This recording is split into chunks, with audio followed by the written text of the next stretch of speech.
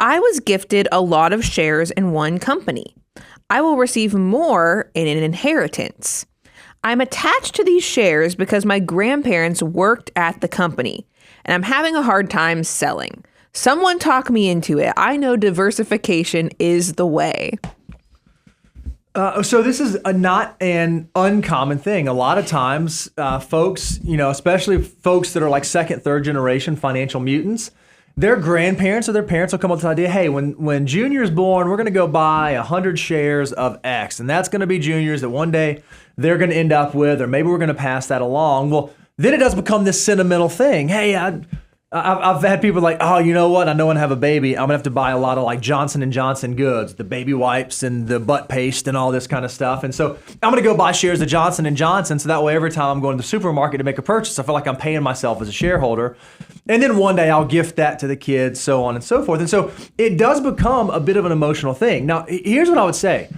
There's nothing wrong with money being emotional. There's nothing wrong with holding on to an asset that has sentimental value to you, so long as it does not derail your other financial planning goals, your other financial priorities in life. And so if these gifted shares are a substantial portion of your net worth, let's say that your total net worth is $200,000 and these shares represent $100,000 of that, then yeah, I would argue that you have a concentration risk inherent in these shares. And so one of the things I would think through is if it's going to be really, really difficult to sell it all today and diversify because there's some sort of emotional tie, is there something we can do to remove the emotion from it? First of all, you said you're going to get an inheritance where more of this is going to come. So it probably matters less about holding on to those shares today because there's still more sitting in the background that's going to come your way. So I would think through, is there a very non-emotional, systematic way I could begin to exit this exposure? Just like a dollar cost average into the market or into a position,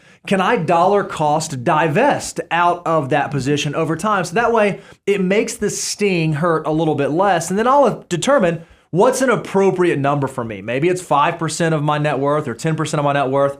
How do I then sell that position down in a tax efficient way so that I'm not risking my entire financial picture by holding on to this stock that maybe I know is not the absolute best thing for me? So I'll basically play the part of summary because Bo just stole all the great meat off of that question bone.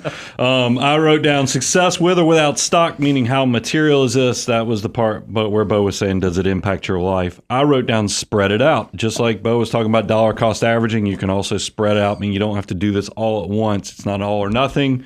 Why not make this change over a period of time? And then the last thing, I think this probably is a little new, is that when you get gifts from family, there are expectations even if they're not told to you. Mm-hmm. So I would encourage you, make sure you know what the family members who gave this to you. Now, that doesn't mean you have to do everything that they tell you, but I would at least want to know what the family expectations are with this gift so that you can try to navigate that, keep the relationships happy, but also keep your financial life in a better place, because that's something. Look, we've had experiences where, if you're from Atlanta, there's a lot of Coca-Cola people out there. If you're from Columbus, Georgia, there's a lot of Aflac people out there. So I imagine a lot of you guys, no matter where you're from, there's some corporate story where great-grandparents, got into the shares way early and now every generation passes it down. That's why those expectations probably need to be discussed, but then lay it against all those measurement tools that Bo laid out with, if this is going to ruin your life, if that stock does poorly, then you at least need to come up with some way to balance those expectations and you living your best financial life. And then another thing that I would just think through is you said that these shares were gifted to you. Well, if that's the case, then the basis in those shares carries over. So there's a big chance, or there's a good chance you have like large embedded gains in this holding if it's been something that's held for a long time.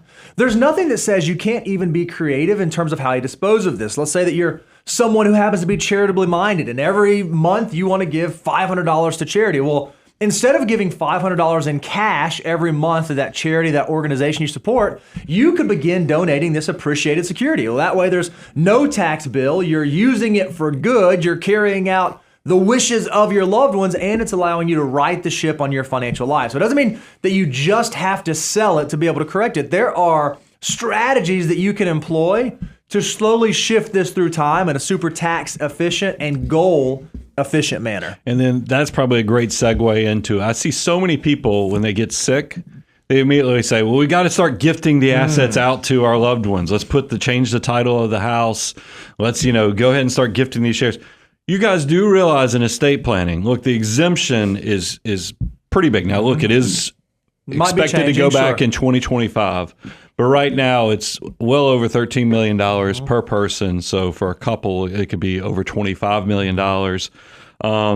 That's big. And you get what's called a step up in basis if you die with appreciated holdings. Whereas when you gift, it's exactly what Bo said. The basis goes with the gift, meaning you have to pay the income taxes as the recipient of it. So just pay attention to that. That's why I always get on to people when they start changing titles and making gifts without really understanding what they're creating and the taxes.